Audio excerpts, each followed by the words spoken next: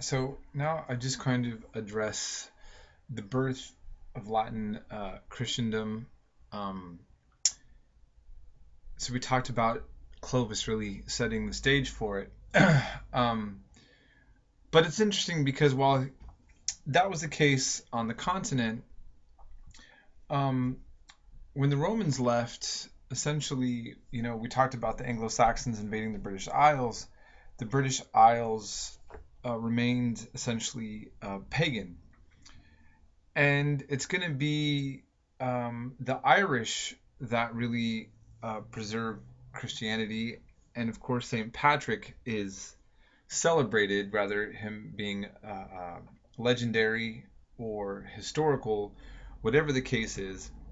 He's going to um, keep Christianity a part of Ireland.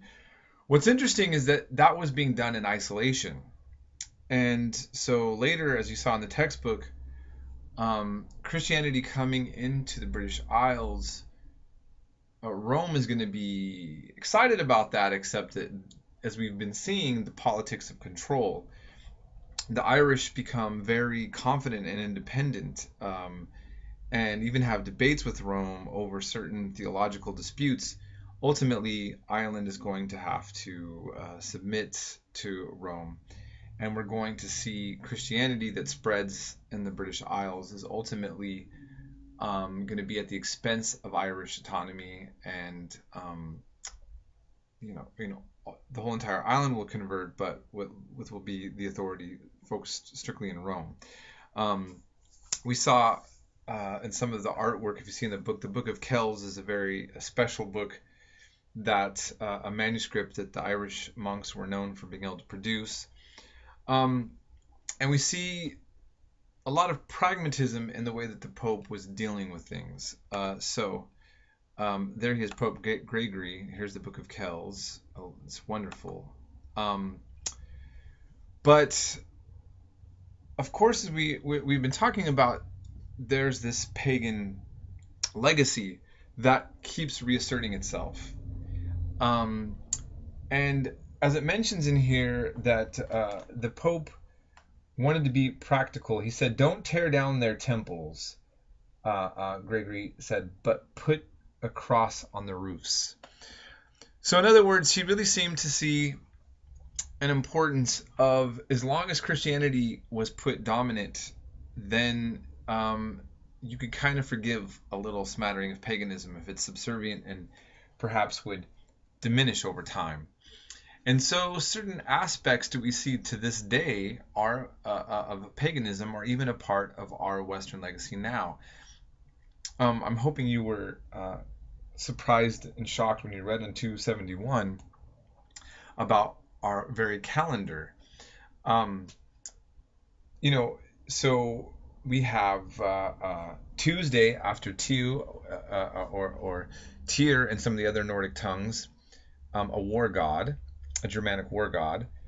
And Wednesday is Woden's Day, which is also another Germanic term for Odin. And Thursday is Thor's Day. Friday is Freya's Day, the goddess of fertility. These are the gods that were shared in the pantheon in different versions, for the most part. But in the Vikings, everybody knows about Thor, right, and Odin in Valhalla. But then also being throughout the other Germanic tribes. And as we saw in the beginning of the textbook, that there would be a competition between devotion to Thor and other parts of Germanic areas, um, with Jesus, the coming of a new religion.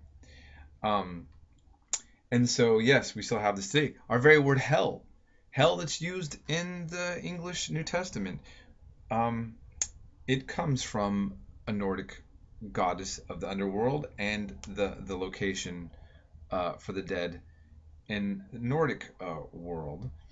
So that is a pagan word used for a Christian concept, though the Greek word in the New Testament was Hades, used for the Hebrew Sheol equivalent. So perhaps pagan borrowings used and being reshaped into a monotheistic or a new religious tradition has been happening. It's been happening that way for a long time, and we can see that perhaps even in other religions. But essentially, the British Isles are going to be integrated into the broader Christian world outside of their isolation. And so I just also kind of want to mention, I'm just going to skip through certain parts because I think you're getting the idea of what we wanted to focus on. Bede's History of the English Church and People is a very important book. And if you're interested in British history and looking at Anglo-Saxon history, he's really, this work is quite important in really kind of getting an idea of the way that the Anglo-Saxon peoples visualize themselves in their history. Okay. I'm going to move now and just kind of talk a little bit more about Charlemagne, because we have to talk about Charlemagne as one of the most fundamental aspects to this whole chapter. He seems to be extremely devoted to Christianity, and he really does his most to destroy paganism. And I've even been exposed to theories that some scholars have said that possibly one of the things that the Viking raids, maybe one of the reasons why the Vikings were so destructive to monasteries, is that as pagans themselves at the time, you are seeing already this legacy that kind of correlates between his legacy and their time of an all-out war on pagans. And so in turn, pagans were often destroying Christian things. But in any case, he's like Clovis, but better. But when we look at these characters, they don't fit into any of our models of ethics, and at the same time, we see how he can be considered so important that he creates a large area in which he then gets coronated by the Pope and claimed emperor of Rome. After several hundred years of Rome not existing, he ends up being declared the new Roman emperor. And so it's interesting. Remember, we talked about how the foundations of Rome were being brought into these Germanic groups, that this king is going to then all of a sudden become the resurrection of the Roman legacy. And I think it's kind of interesting how this took place and what to make of it. There's a text that I'm going to read from Before France and Germany, the Creation of the Transformation of the Merovingian World, by the scholar Patrick J. Geary. Okay, and in referring to this time, they made an interesting observation.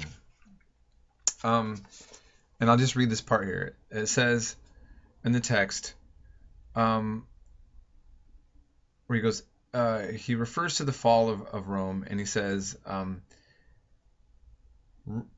its developments are by no means always one directional, meaning this relationship between Rome and the barbarians. Rather than being marked by great events, this transformation is best followed in incidental details and examples. Where we began is in a sense arbitrary, just as where we end. We shall start with the 1st century and the early phase of the Roman invention of the barbarian world, and end by looking forward to 800, the time of the coronation of Charlemagne, when at last the barbarian world feels compelled to reinvent the Roman. And I think this is a very compelling way to visualize what was said here. I'm going to end the lecture here and we'll move on to the next phase.